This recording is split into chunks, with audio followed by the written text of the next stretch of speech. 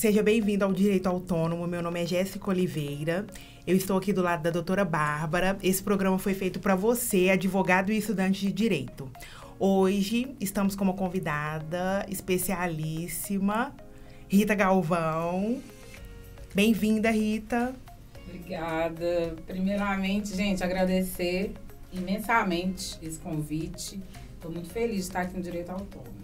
Nós que estamos muito felizes de você estar aqui, né? Nós vamos falar aqui sobre uma pauta muito importante, né? Nesse mês, né, doutora Bárbara? Mesmo. Estamos no Agosto Lilás, né? Que é contra a violência contra a mulher, né? Combate da violência contra a mulher.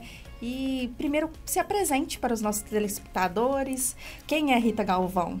Todo seu sucesso. Inclusive, eu estava vendo... uma tia minha comentou que te viu na Globo...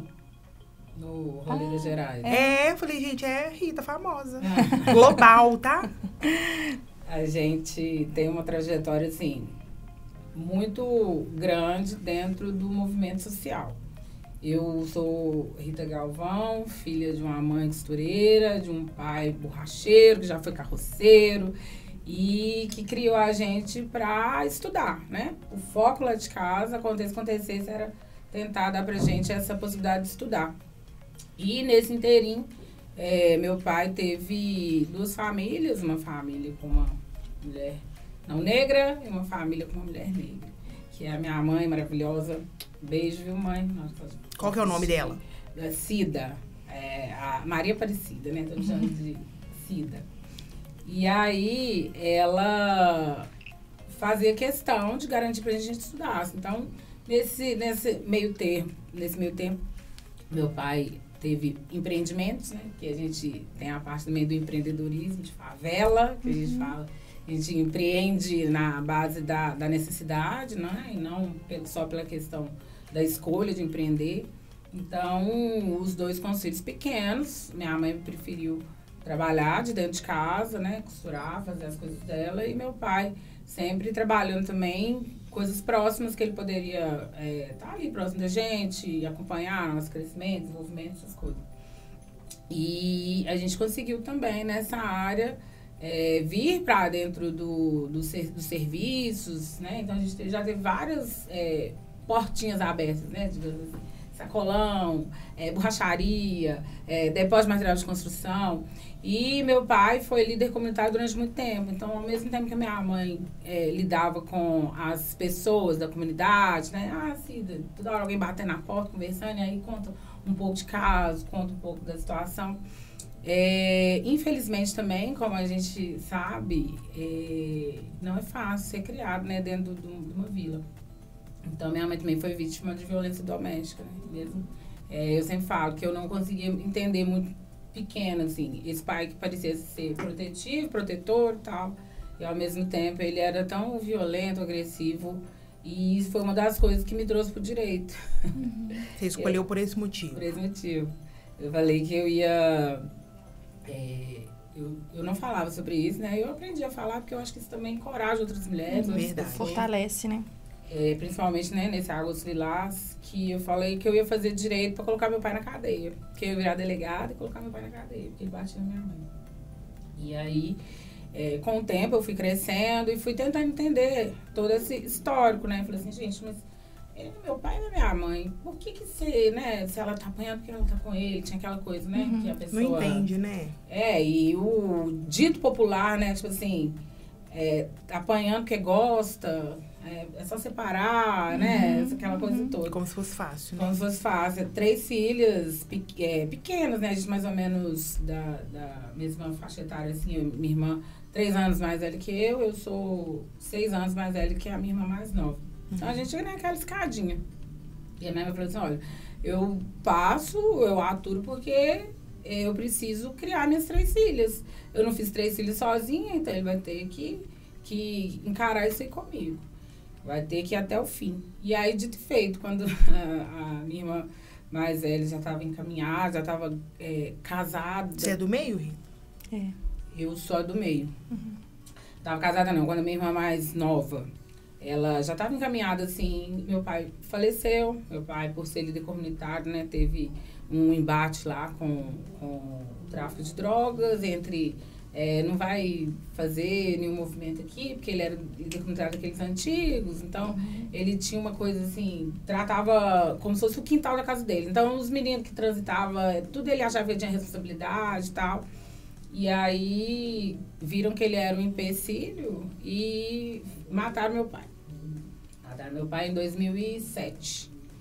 E aí que a Rita teve que ressurgir, né, enquanto pessoa, enquanto mulher, enquanto, eu falo, arrimo de família, no sentido de que a gente teve que se unir, eu, minha mãe, minhas irmãs, pra gente traçar um plano, porque eu estava no meu segundo período de faculdade nessa época.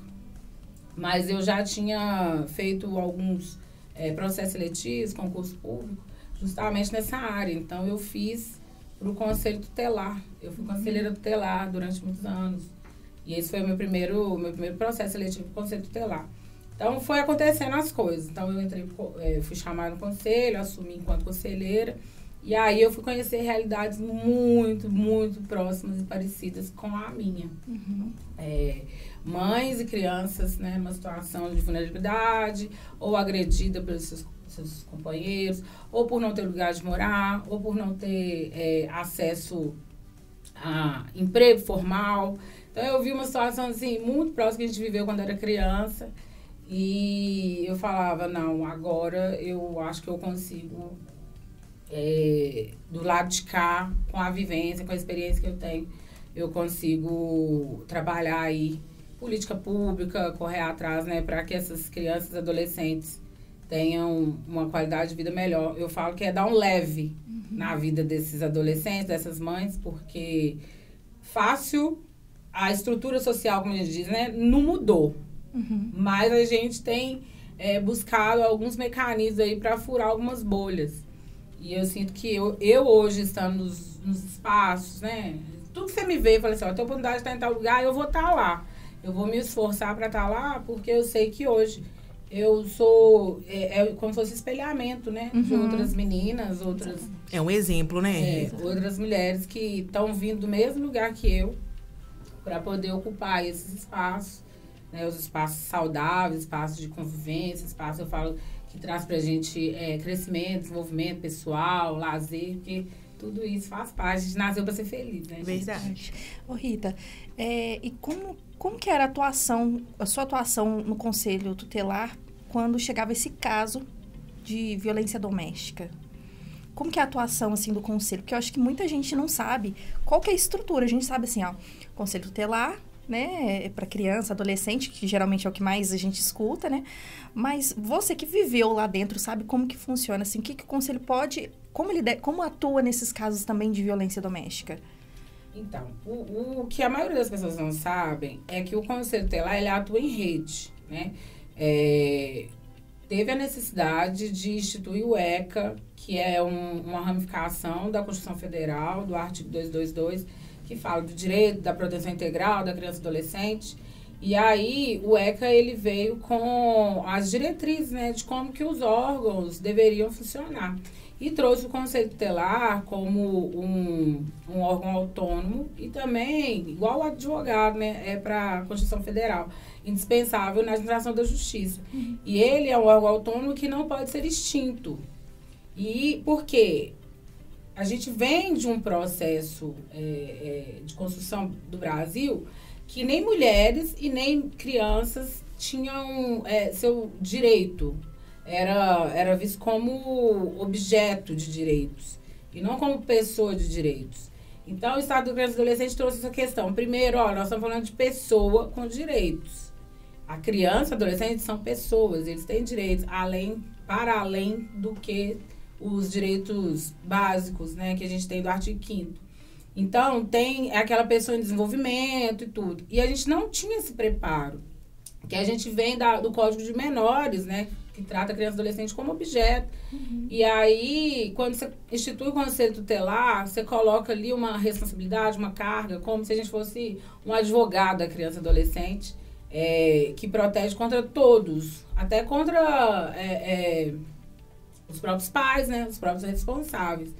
E aí, quando a gente vai trabalhar isso em rede, a gente precisa trabalhar que a educação, ela tem o papel dela, a assistência social tem o papel dela, o conselho tutelar, ele é um órgão que chama para aquele caso da família a responsabilidade de cada atuação. Então, quando muitas vezes as pessoas falam assim, eu fui no conselho tutelar, não adiantou nada.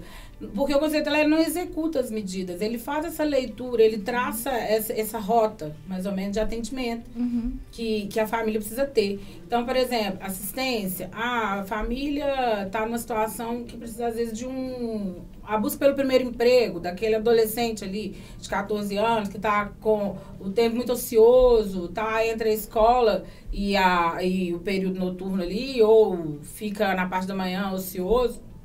E aí o conselho tutelar tem que fazer essa leitura, falar assim, olha, às vezes o problema está aqui, né? A mãe sai para trabalhar, o menino fica lá todo o dia inteiro, vai para a escola e quando volta continua ocioso. Então, assim, vamos tentar encaminhar para um jovem aprendiz, né? Para um curso profissionalizante, ou alguma coisa nesse sentido. E às vezes a mulher está ali também numa situação de violência, até de abuso mesmo, físico, psicológico, que ela tá nesse lugar, tipo assim, ruim com ele, pior sem ele. Às vezes tá com o pai, com a mãe, com o pai da criança, ou às vezes nem é o pai daquela criança, às vezes já é um padrasto, já é um novo companheiro que ela tá ali, e ela precisa, o quê? Garantir a alimentação, o teto, e aí ela fica naquela desproteção, ela sente que ela não tem pra onde correr. Então, muitos casos de porta de entrada, falam assim, a criança foi agredida, a criança está fora da escola, a criança não está sendo acompanhada pela saúde. Porque chega, né, essas denúncias, a saúde manda, notifica o conselho, fala assim, olha, a criança tem 3 consultas que ela não vem, e o caso dela é grave, é sério. Aí, às vezes, a gente tem que bater lá na porta da mãe e falar assim, o que está acontecendo, pai, mãe? E aí a gente vê que, às vezes, não tinha condição física ou financeira, porque dependendo, a gente sabe que o centro de saúde hoje ele é mais próximo da casa da pessoa. Sim. Mas tem regiões que, às vezes, né, foge, assim. Então, às vezes, a mulher não tem condição de levar aquela criança, ou porque está trabalhando, ou porque não tem com quem deixar, ou porque não pode faltar do serviço. E aí, muitas não sabem seus direitos, que elas têm direito de sair do serviço, né, pelo menos uma vez, para levar os filhos ao médico e tal.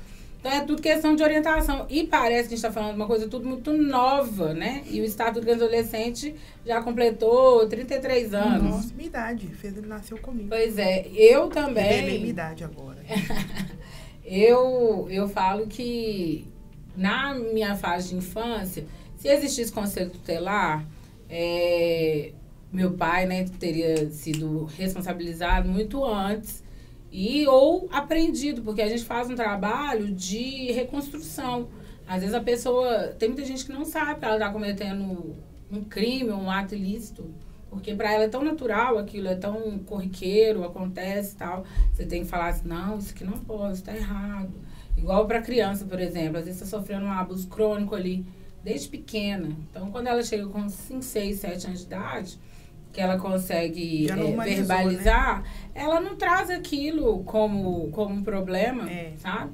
E aí, por isso que essas campanhas que a gente faz, né, de conscientização, tanto das mulheres, às vezes tem mulher que está vivendo ali uma violência tão enraizada, né, que vem de pai, vem de família, e o avô fazia com a avó, aí a avó passa para naturaliza com a mãe. Aí chega nela, então, assim, às vezes ela tá ali numa situação de opressão que resvala nos filhos. E fica aquela coisa, parece que a gente fica enxugando gelo e que a gente não caminha muitas das vezes.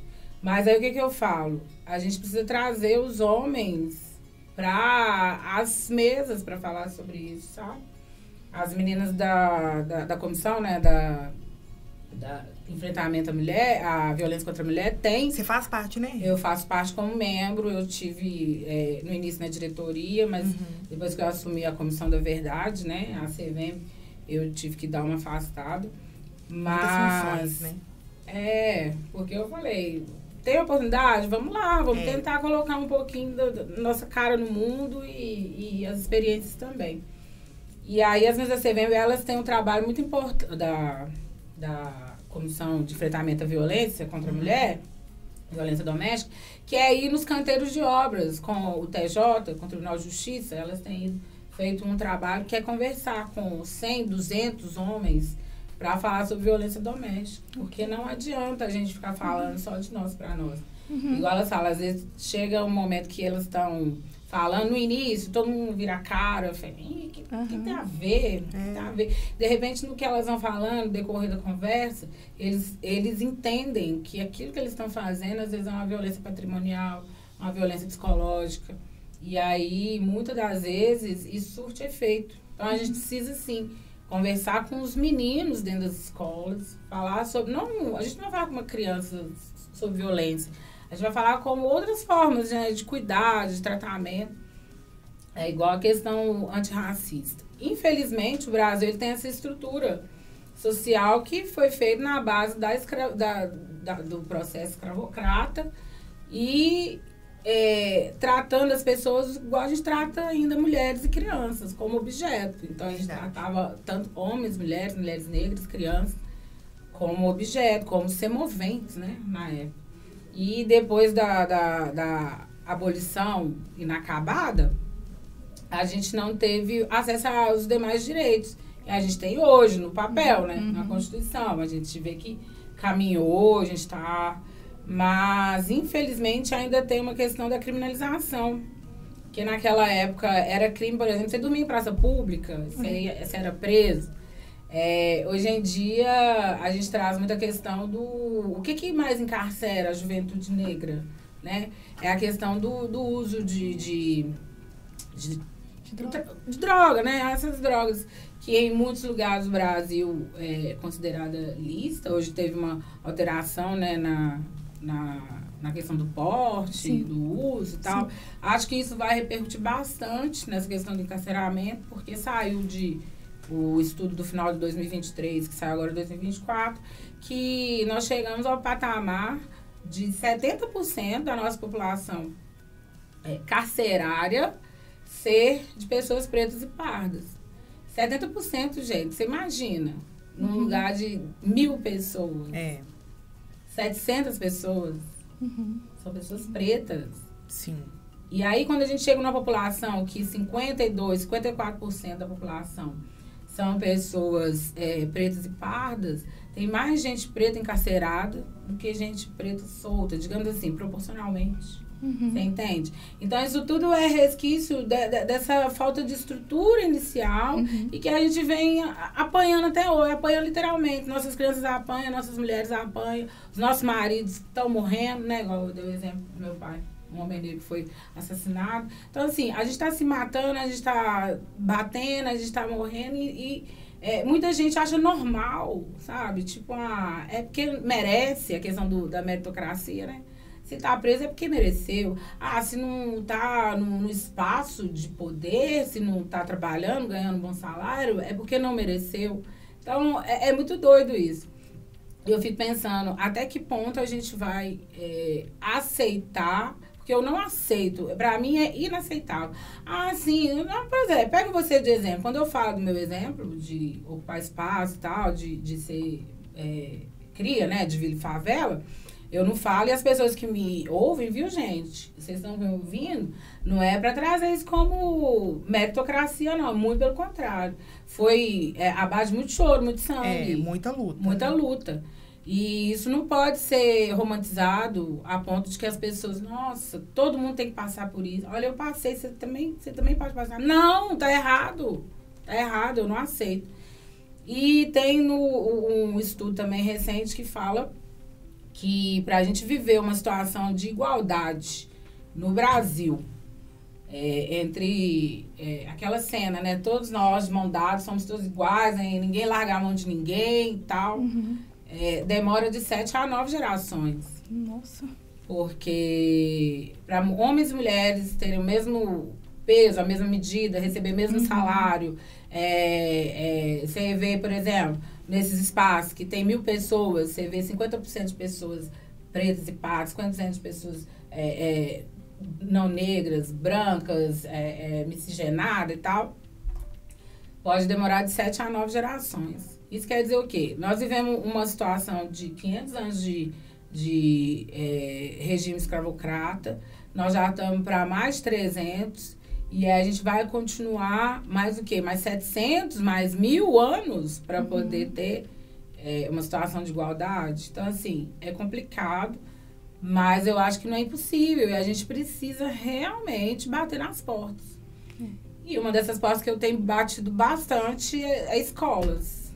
É educação. A gente já ia falar sobre isso também, sobre o direito na escola. O direito na escola está presente muito aqui no podcast, a gente traz pessoas, porque são exemplos, e porque a gente acredita mesmo que a transformação vem da educação. Vem da educação. Né?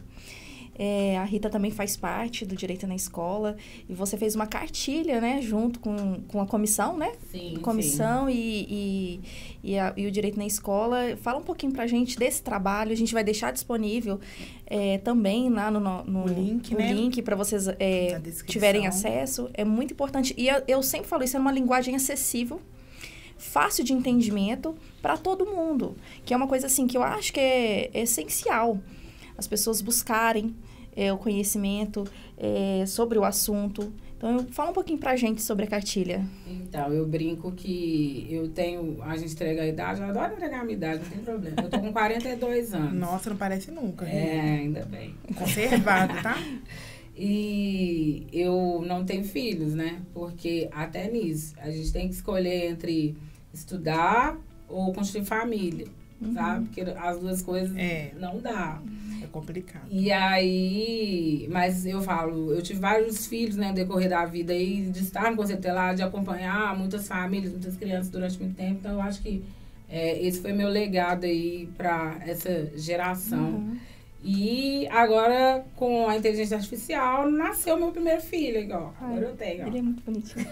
Ai, que lindo. Essa cartilha é linda, gente. E aí, ele ficou muito perfeito, assim, porque foi uma sinergia de a pessoa que vai fazer o Visualog, que é a Vívia. A Vívia, maravilhosa. Eu adoro ela. Nós ficamos... Vívia, beijo pra você também. Ela tem, assim, ela tem uma percepção, né? Ela tem. Uma sensibilidade, né? E aí, ela passa esse arzinho mesmo. Sim. E agradecer, né, o professor Lucas também, que sempre abre essas portas, cria essas oportunidades para a gente se conectar, né, com as nossas verdades, que eu falo, que cada um vai lá pegar a sua especialidade, traz para dentro do direito na escola e a gente vai se conectando. E quando ele falou assim, não, senta com a Vívia, faz o material, porque eu falo assim, professor, tem que colocar uma cartilha, né? Assista lá no Direito na Escola. Ele falou assim, Rita, mas senta e faz lá. E pega o boi pelo chifre, vai lá e faz. Aí eu falei assim, então eu vou fazer. Aí chamei as meninas da comissão, falei assim, gente, nós vamos escrever um material, um caderno de apoio, porque o termo cartilha, ele tem sido usualmente um pouco menos, porque fica parecendo que você está querendo ensinar o beabá, né? Igual a gente que chega dentro das escolas, que é cheio de professor, você chega com uma cartilha, professor, vou estudar mais. Aprender. Então, assim, quando a gente fala caderno de apoio, tem sido bem mais acessível. Mas a gente tem mais, a gente fala cartilha e eu falo cartilha. Aí, quando a Vivian fez a revisão, eu chamei as meninas, a gente escreveu, né, tava lá só no Word. Aí chamei um outro colega nosso também, que ele é muito da área da tecnologia, e ele fala de blockchain nas escolas, que, né, já vai para outra área, mas mais à frente. E aí, ele trouxe, eu falei assim, você pode me ajudar? Eu preciso ilustrar a cartilha. Aí ele veio e trouxe, assim, uma coisa muito inovadora. Eu falei assim, não, perfeito. Aí na hora que eu entreguei pra Vivi, a Vivi falou assim, não, tá quase, só deixar mais ou menos nas cores, na questão da CVEMB. A CVEMB é cinza e amarela. Aí na hora que eu mandei, só não tinha uma capa, na hora que eu mandei pra Regina também, que é do Direito na Escola, né, da gráfica, ela falou assim, olha esse aqui. Aí ela me mandou. Na hora que eu mandei, eu falei assim, é esse? Porque o significado é o seguinte, o menino, sobretudo o menino negro, ele tem um índice de evasão escolar maior do que as meninas, no geral. E aí, quando ela mandou esse menino com a mão levantada assim, falando assim, olha, eu tô aqui, eu existo, eu quero estudar, eu falei, é ele. Porque as meninas elas ainda ficam dentro do período letivo ali mais tempo. Ela, às vezes, ou por uma questão de gravidez na adolescência, ou porque precisa sair do serviço para a mãe trabalhar e ela cuidar dos irmãos e tal. Elas evadem, mas elas conseguem chegar mais ou menos próximo ali dos 16 até os 17 anos e tal. Que é um problema, não estou falando que não é um problema, mas é um problema que a gente tem essa noção e tem tentado também trazer essas meninas, né, com outras possibilidades, principalmente através da questão do jovem aprendiz. Mas os meninos, na primeira oportunidade, vocês mostram para ele um dinheirinho e falam assim, vem cá, você vai ganhar R$10. Já era, né? Porque R$10 para ele é aquela ostentação que a sociedade manda, né? Compre, tenha, adquira, você vale o que você tem no bolso, o tênis que você calça, a camisa que você calça, que você veste. Então, assim, eles vão falar assim, se eu vou ganhar 10 hoje, se eu trabalhar 30 dias, eu vou ganhar 300. Então, aí eles começam a fazer, falam assim, o que eu vou ficar fazendo aqui dentro da escola? Eu vou trabalhar. Então, os meninos não, eles evadem, assim, com muito mais facilidade. Mais facilidade não, com mais acesso a outras coisas que não o que a escola está oferecendo. E aí, a gente fica trabalhando com esses meninos. Então, essa cartilha, ela veio com essa pegada, o meu filho, não dei nome para ele ainda não, mas não vou dar o nome. E aí, gente, com o passar do tempo, a gente vê que, mesmo dando as aulas inaugurais, né, que a gente fala um pouco da introdução, o porquê do direito na escola e tal, a gente ainda sente que nas escolas públicas, a gente é recebido de uma forma, né, pelos meninos, nas escolas privadas, particulares, técnicas, a gente tem acesso a esses meninos de outra forma. Sim. E até eles dialogam com a gente de uma outra forma, né? É verdade. E qual que é a diferença, gente? Que eu ainda não tive a minha primeira, vou ter na próxima semana. Então, quero saber agora. Os meninos, quando você vai na escola pública, algumas questões, alguns termos, principalmente termos, quando a gente vai falando de ato infracional, questão de conhecimento, de direitos básicos e tal, muitos deles não sabem, e os que já são mais avançados, os que sabem até artigo do Código Penal, assim, sabe? Então, eles dialogam com a gente, assim, tipo, quase de igual para igual. Advogado mirim. Na escola privada, eles têm também um diálogo mais avançado, né? Um debate, eles conseguem debater sobre alguns temas que a escola pública ainda não chegou nesses meninos, sabe? Muitos temas assim, que a gente vai abordando, eles conseguem dialogar. Mas a diferença dos meninos das escolas públicas é que parece que muitos deles contam o que vivenciam a partir daquela ótica, né, da prática. E os das escolas privadas é a partir da ótica da teoria. Então, assim, você vê que nítido, é né? nítido, é discrepante. E é por isso que eu acho que a gente tem que estar cada vez mais, né, esse bando de voluntário, advogado, ou contratado, quem seja, dentro dessas escolas, conectando as mesmas informações que a gente transitar, as mesmas informações que a gente leva para a escola pública, para a privada. E mais para frente, né, eu acho que ainda pode ampliar aí, que a gente pode dar uma conectada mesmo, de trazer o de cá para cá, e eles se conhecerem, ter essa questão da vivência. Que é o que eu falo, a questão o quê? Da vivência em igualdade. Que se a gente que é agente social, né, de transformação social, não fizer isso, a gente continuar transitando sem que eles transitem, né, entre si, também a transformação vai ser mais demorada. Sim. E aí, nessa questão, eu falei assim, vamos falar de princípios e conceitos de uma educação antirracista. Por quê? Trazer uma educação antirracista como direito básico, fundamental. Você ir para dentro de uma escola e não sofrer. Hoje em dia, as pessoas confundem muito o que acontece com uma injúria racial praticada dentro do ambiente escolar, com o bullying, né? Com um mero preconceito. E não é. Tem uma diferença tênue, mas tem uma diferença. E aí, por exemplo, você não ser chamado de certos apelidos, né? Com conteúdo racial, sabe? Para eles é do dia a dia, natural, mas a gente sabe que aquilo, quando sai da sociedade, quando ele sai da sociedade para cá, vamos supor, uma amiga minha Não foi, não. Igual uma amiga minha estava dentro da escola, na escola cívico-militar, e ela estava estudando aula de inglês. Então, um dos meninos falou a palavra macaco em inglês, é monk. Uhum. Aí, um menino negro virou e falou assim, I am monk. Aí todo mundo começou a rir. E aí, falou assim, a professora falou assim, não, você não pode, você não é um macaco, você é uma pessoa e tal. E aí os meninos assim, aí começou aquela tantas coisas. Então, não foi só naquela aula, as coisas vão acontecendo, né? E a gente vai meio que fingindo que não está acontecendo para não ter que debater ou discutir. E isso ela levou para a diretoria, os próprios alunos levaram para a diretoria, pais, mães se sentiram incomodados, né? Porque o assunto gerou um incômodo. E aí aquilo virou um motivo. E eu me comprometi a ir nessa escola fazer, mas a escola não me chamou até hoje. Inclusive a escola precisei achar a orelha deles. E é importante isso, né? Porque acaba que é isso que a gente falou, a criança normaliza isso. Como se fosse normal se identificar dessa forma. Mas é como a professora disse, não, você não é. Você é um ser humano. E isso vai criando uma situação assim que, a longo prazo, às vezes ele está sofrendo um preconceito até assim, muito latente e ele deixa passar isso. Ele abafa os sentimentos dele, muitas vezes. Você, não, mas sempre foi assim.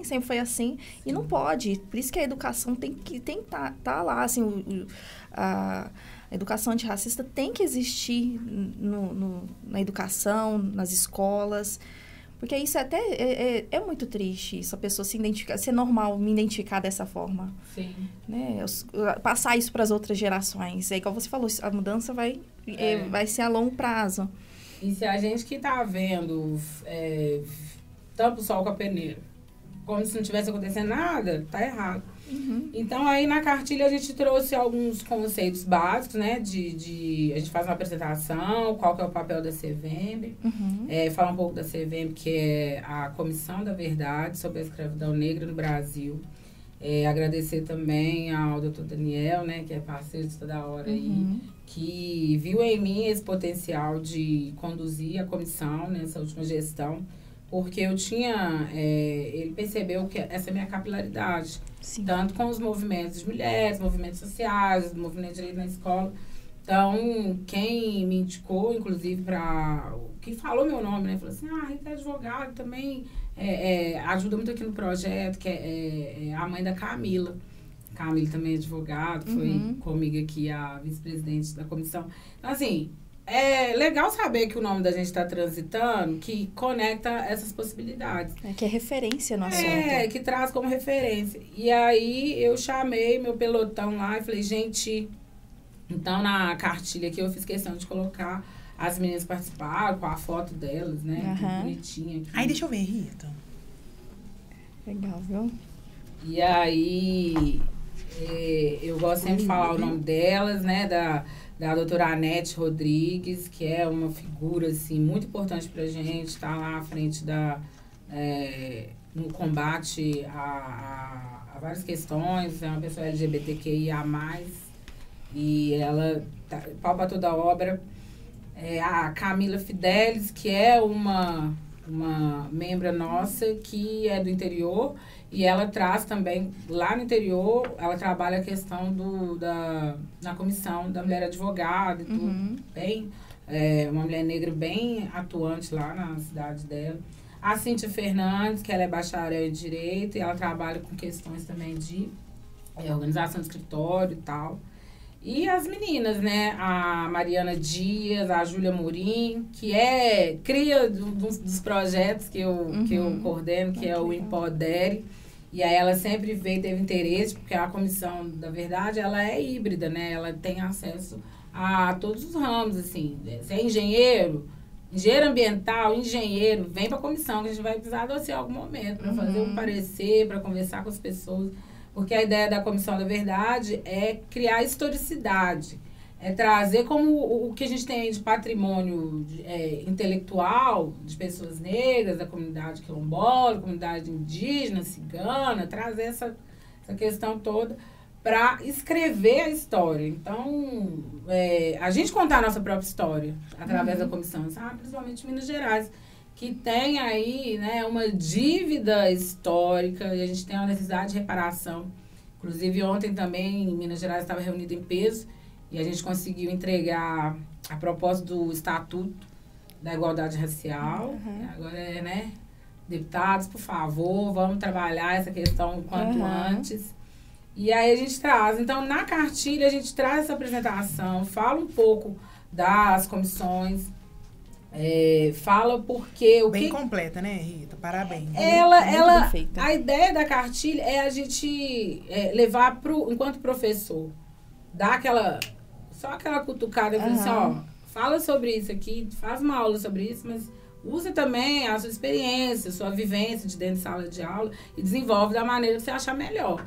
Então, aqui a gente vai dando uma pincelada, né, vai topificando para que o próprio professor consiga desenvolver. E aí a gente fala o que é educação étnico-racial, como desenvolver, né, as relações étnico-raciais dentro da escola, que é o quê? Consciência política, história da diversidade. Aí criar um calendário temático, não só dia 13 de novembro, mas e o 20 de novembro e o 3 de maio, mas que você consiga fazer essa intersecção entre as matérias. Você pega, por exemplo, Kemet, trabalha na física, na matemática. Você pega outras questões que você vai falando assim, olha, quem inventou isso aqui, quem fez isso, quem construiu isso, e vai trazendo figuras, né, para dentro da sala de aula como referência positiva para essas crianças. Então, dentro desse calendário, vai fazer várias coisas. Tem vários que o professor pode trabalhar, assim, em janeiro? Tem. Quer trabalhar em fevereiro? Tem. Então, se ele quiser, ele vai pegando aí, vai desenvolvendo. E a desconstrução, né, do preconceito, das ideias e comportamentos que produzem o racismo. E a valorização, o quê? Da oralidade. A gente falar sobre história, a gente contar a realidade, repassar essa história, né, para quem está vindo aí, para as próximas gerações. Então, a gente fala da corporeidade, que é nossos traços. Qual que é a importância de eu ser uma advogada que os dread? Isso para mim, eu demorei 15 anos para ter coragem de assumir o meu black, para depois assumir o dread, porque isso foi tirado de mim quando eu era criança. Eu era criança que com 5, 6 anos de idade, minha mãe alisava meu cabelo para mandar para a escola. Então, chega um momento que isso fica insustentável, porque não era o meu natural, o cabelo não dá conta. E aí, quando você vai ver, você fala assim, nossa, eu nem sabia que eu tinha cabelo, sabe? Tipo, de tanto que era cortando, alisando, fazendo para manter um padrão. E aí, quando você entra dentro de sala de aula, isso acontecia muito no Conselho Tutelar, de uma forma muito positiva, que eu chegava para os meninos e falava assim, tia, você é de lá, hein? Quando eu trabalhava no plantão, né? E aí eu falei, sou, porque o quê? Eu pareço com sua mãe, sua tia. Mas senta aqui, vamos conversar. E aí eu consegui desenvolver um diálogo mais próximo deles, né? Eles já se sentem até mais confortáveis, né? Sim. E dentro de sala de aula eu percebo muito isso também. Na escola privada tem um estranhamento. Já é o oposto, né? Tem estranhamento, assim. Que ela era professora, ela é advogada? Uai, mas ela usa dread, ela usa black. E porque é o contrário. Eles estão acostumados a ver essas pessoas pretas em situação de subserviência, né? É sempre ou na cozinha, ou limpando, ou fazendo alguma coisa. E quando a gente consegue transpor, essa barreira é muito interessante. Verdade. E aí, quando você fala de questões antirracistas, eu levo a mesma fala. É lógico que tem lugares que a gente tem que trabalhar, né? Adaptar, né? E aí a gente trabalha essa questão do trabalho em comunidade, coletividade, né? E aí as inserções de obras e referências negras e indígenas dentro da sala de aula. Sim. E aí eu falei a questão do reconhecimento e do pertencimento. E o respeito à natureza, porque a gente tem muito essa questão, as pessoas negras, quando a gente pega a história de quem veio de África, que veio pra cá, da diáspora e tal, essa questão com a natureza, com a terra, principalmente o indígena, né? Eu acho que a gente tem meio ambiente até hoje, porque os indígenas, a população quilombola ficou ali protegendo as nascentes, essas coisas todas. Então, a gente tenta levar também isso para dentro de sala de aula. E aí explica, né? Traz um pouco da lei, porque que a legislação que permite, então a gente fala da LDB, BNCC, a lei 10.639, fala da lei de cotas, um pouquinho da lei de cotas para explicar. Não, ficou muito completa, Rita, arrasou, viu? E a ideia é essa mesmo. Aí, no final, a gente tenta colocar o que pessoas pretas estão fazendo ao redor do mundo. Uhum. A gente trouxe aqui propositalmente algumas referências, né? Uhum. Que eu gosto muito de citar a Madame C.J. Walker, que sim. foi a primeira mulher Uhum. negra milionária nos Estados Unidos. Tem filme sobre ela, né? É. Pra quem quiser. É muito interessante de assistir. Eu também. Né? Assim, um insight de empreendedorismo. É. O preconceito que ela viveu A na luta, época, né? né? Naquela época. Sim, e o mais doido ali também que eu vejo na história é que ela é a primeira mulher negra que ganhou dinheiro clareando, digamos assim, pessoas negras, porque alisava o cabelo. Sim. Isso, hoje em dia, a gente está tentando voltar, né? A gente fala que é fazer essa capilar, como é que fala? Transição. A transição capilar. Olha que doideira. A gente nasce com uma característica e você é a vida inteira empurrada para uma outra característica. E você tem que fazer um trabalho psicológico, mental, para você fazer uma transição capilar. Para você dar conta de enxergar o seu próprio cabelo. Uhum. Você tem noção? O que é isso? E a gente normaliza isso até hoje. Falei assim... quando eu falo, não é uma imposição, porque a gente não muda uma estrutura social. Ah, você tem que usar seu cabelo natural, você tem que usar seu cabelo crespo. Não, você usa seu cabelo de que quiser. A gente luta pela liberdade de escolha. Isso. Porque você tem essa liberdade de escolha. Se você quiser usar ele escorrido, prancha, anelar, coisa, pode usar. O cabelo é seu, você faz o que você quiser. Desde que você tenha consciência que você não é obrigado a fazer aquilo. Uhum. Agora, se você quiser usar ele o black, bem grande, e fazer trança e pintar de azul. Meu sonho, por exemplo, é usar meu cabelo azul. Ah, eu já tive, Rita. Já tive rosa, Eu tenho meu cabelo roxo. azul. Azul eu não lembro, não sei se era verde. Mas é que até nisso, Rita, você acredita que eu passei por essa transição e no início eu não conseguia, de forma alguma, ficar com o meu cabelo cacheado. E agora, até ontem, por um motivo específico, eu fiz uma escova. Agora eu não me reconheço com ele escovado. Esse ano eu fiz escova 3 vezes. Antes eu não saía de casa se eu não tivesse de escova. E agora, pra mim, eu não me reconheço mais com ele quando tá escovado. Pois é. Então, assim, é muito Mas doido. foi difícil. Porque eu vou te falar assim, foram quase 3 anos nesse processo. Sim. Aí eu prendia, aí eu falava assim, não tá bom. Agora eu uso 99% do tempo ele cacheado. É a primeira vez aqui, né? Em 5 episódios que você usa ele assim. Então, é sobre isso, sabe? É sobre a gente poder falar e, como diz, exorcizar esses fantasmas, porque as pessoas não ficam assim. Não espere que um dia eu posso, de repente, amanhã acordar e falar assim, nossa, cansei do dread. Vou tirar e vou pintar, ou vou rapar, ou vou fazer qualquer coisa, mas que isso não seja um padrão que acho que a minha competência, a minha inteligência... Que vai associar, né? Seja baseado só no meu tom de pele ou no cabelo que eu uso, porque isso já é ultrapassado, sabe? A gente tem que avaliar as pessoas quem realmente ela é. Se ela quer ficar de cabelo azul, o problema dela. Eu tô defendendo o azul porque eu não vou colocar cabelo azul. Que é a sua cor preferida, né? Ah, a minha também, eu amo azul. Eu também amo gosto. azul. Não, então, eu Mas também. aqui, até essa questão de cabelo, vocês acreditam que assim, eu fui num evento recentemente e eu fui com o cabelo cacheado e teve uma pessoa que me falou, você não tem tempo pra arrumar o cabelo, né? Porque eu tava com o cabelo cacheado. Oh. Aí assim, eu só pensei, falei, gente, mas meu cabelo tá arrumado. Mas é porque na cabeça da pessoa eu acho que o arrumado é o liso, né?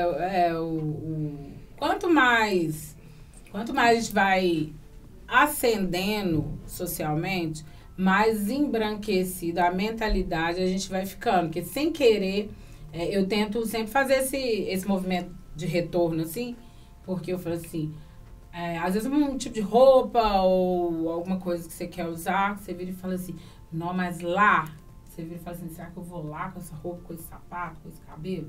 Aí você fala assim, vou, porque sou eu vou. E eles vão, tipo assim, vai ter que entender que existe hoje pessoas negras que acessam esses espaços, sim, que não tá ali só para servir. E a gente ainda tem muita dificuldade disso, principalmente no meio jurídico. O meio jurídico acha que, na audiência, por exemplo, se já aconteceu com você, a gente nunca é advogado, a gente sempre é parte. Sim. Eu entro com você numa sala, num prédio público, né? Num prédio da Justiça ou da própria OAB. Eles pedem a carteira da OAB pra mim, mas não vai pedir pra você.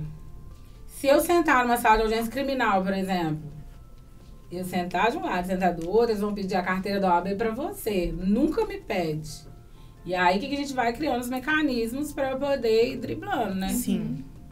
Já chega... Você pode estar com roupinha de advogado, terninho, maquiagem e tal. Você nunca é tratado como advogado. Então, assim, isso tem que acabar. E a gente fala da questão... Em vez de... Eu acho que eu não vou ter tempo de fazer tanta coisa que eu quero fazer ainda nessa vida.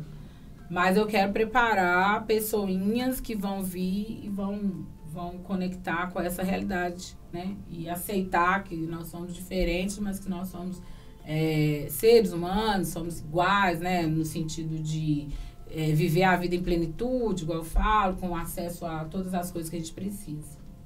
Verdade, Rita. E assim, o intuito do podcast é justamente incentivar o empreendedorismo na advocacia, sua história assim na advocacia, né? Quando começou? Você já trabalhou em algum escritório grande? Não. Sempre foi? Foi. No Conselho Tutelar, né? Que era autônoma, eu sou autônoma. A gente foi sempre incentivado, né? A trabalhar. Lá em casa ninguém... De família, né? Ninguém trabalha de carteira assinada hoje. Uhum. A gente sabe que é importante, né? Para quem não tem essa base empreendedora, nem todo Porque mundo... não é fácil, né? Nem todo mundo vai conseguir, Porque o empreendedorismo hoje, ele veio pro Brasil, é tão difícil, né, gente? O empreendedorismo no Brasil hoje, ele é visto como uma forma de exploração. Porque você pega aí o MEI, para quem realmente desenvolve a atividade MEI, ela é super saudável. Mas para quem usa o MEI só para não ter seus direitos garantidos, igual, por exemplo, tem a subordinação... Segue horário. Sabe isso, né? Tem horário, subordinação, o salário fixo e tal, mas recebe via MEI. Então, assim, a gente tem que tomar muito cuidado com essa questão de ser empreendedor, no sentido de não ser explorado. Agora, lá em casa sempre foi assim, vender bala, não de sinal, mas assim, mãe, eu tô precisando comprar, não sei o que. Faz uns biscoitos, uns bombons, uns brigadeiros, vende lá nessa escola. Pra comprar livro, fazer apostila e tal. Então, assim, a gente... pai, eu tô precisando de outra coisa. Eu vou te dar isso aqui, mas o que mais você quer? Você quer fazer um curso de datilografia? Você digitar trabalho de escola para seus colegas, sabe? Você quer... Não, vamos fazer curso de informática. Então, sempre datas comemorativas, a gente ganhava coisas que incentivassem o empreendedorismo, assim. Ele não dava... Por exemplo, eu com 15 anos, você quer uma festa de 15 anos ou... Festa de 15 anos, assim, né? Humilde, quer um churrascão pra família. Aí eu falei assim, não, eu vou... Ou um curso de informática no Senai, aquele mais caro, todo completo, né? Que eu saí de lá. Analista de sistemas, diploma de análise de sistema pelo Senai e tal. E eu morava na rua, né? Era só atravessar a rua Senai ali da Paulo de Tarso. Na rua Maitá. E aí eu falei assim, claro que eu quero um curso. E aí eu não tive festa de 15 anos, por exemplo, época de formatura. Você quer um anel de formatura ou você quer fazer um outro curso?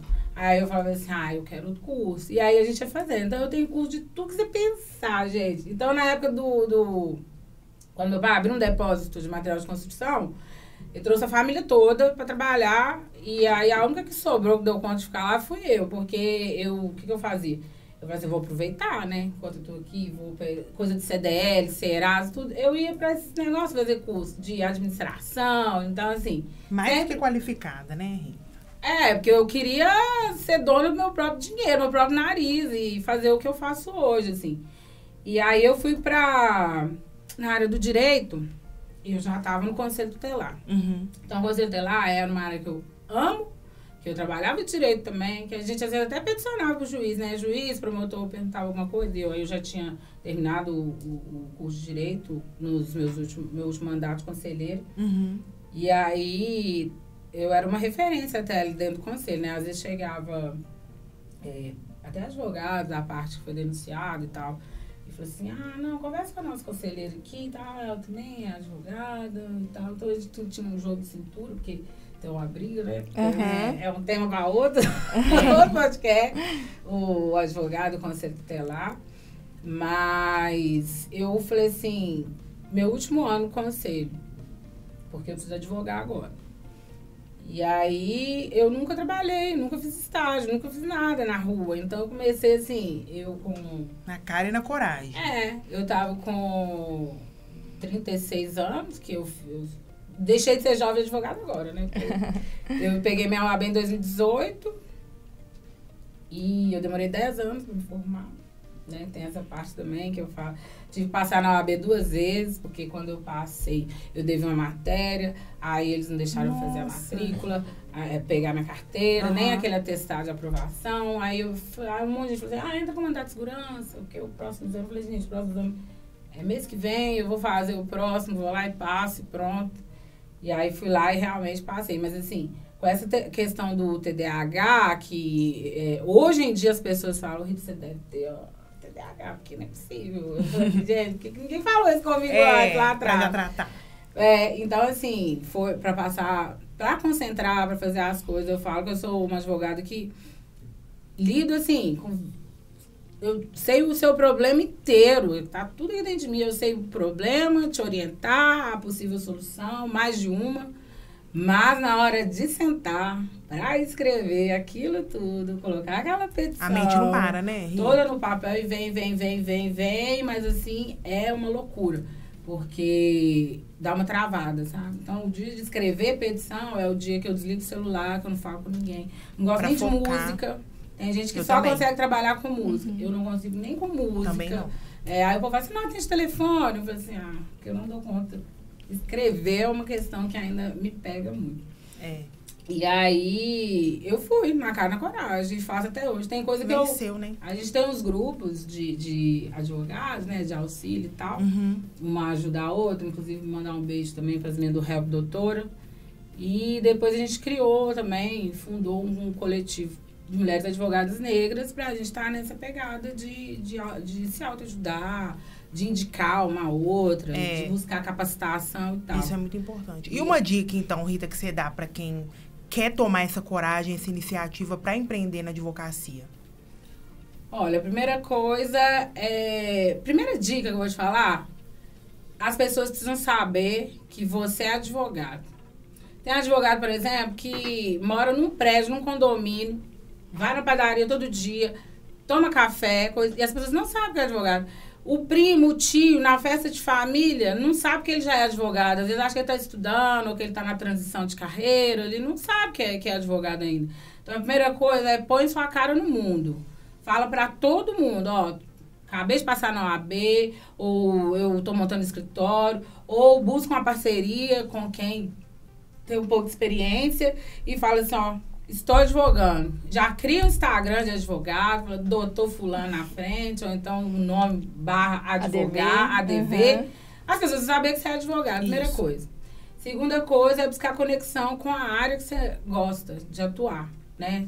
O que você tem, que você acha que você quer? Não é que você acha que você quer especializar, eu quero fazer tributário, porque tributário dá dinheiro, né? Segundo todo mundo. Não, se você advogar bem com o que você ama, você vai conseguir ganhar dinheiro em várias áreas. Eu, por exemplo, eu não consegui, a área me escolheu, né? A área de família, por causa do conselho tutelar, dessa questão da especialidade do direito da criança e adolescente. Mas ela se conecta com várias áreas, por exemplo, o penal, deságua muita coisa no direito penal. Então, eu sou assistente de acusação em alguns fatos que envolvem pedofilia, abuso de criança e adolescente e tal. Então, eu tenho que estar atualizado com o penal. Previdenciário. Às vezes, tem situações ali que você vê que uma bendita de uma pensão alimentícia, de um LOAS que a criança recebe, depois do falecimento da mãe ou do pai, tá colocando ela num lugar que ninguém quer abrir mão daquela criança. Então, ela vive uma situação ruim demais, só porque ela tem o benefício, que ela recebe o benefício. Então, você tem que ter esse olhar, assim, enxergar se realmente, né, aquele ambiente que você está buscando. Por exemplo, direito imobiliário, regularização imobiliária, às vezes a mesma questão.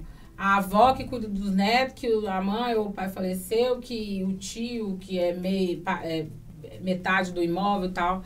tá ali, você tem que ter essa pegada, você tem que ter essa ideia de o que tá conectando ou o que tá sendo o problema ali. E ser, o povo fala generalista, né? É um pouco dolorido, porque de manhã você tá falando de criança e adolescente, de tarde tá falando de direito de trânsito, à noite você tá falando de direito imobiliário. Então, até você ligar esse mindset, mudar e tal, é difícil.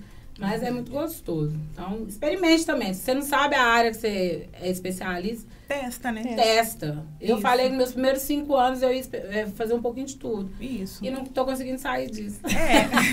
É porque você é boa em tudo, né, Rita? Ah, não sou boa em tudo, não. É, sim. Mas a gente é esforçado. Tem que ser, né, Rita? Não tem outra opção. Muito obrigada, viu, por ter aceitado o convite. Ai, o programa foi sensacional. Foi muito bom. Nossa, isso é uma coisa que é importante e é Não, dá vontade gostoso de se ouvir a falar, Rita, né? É professora também, né, gente?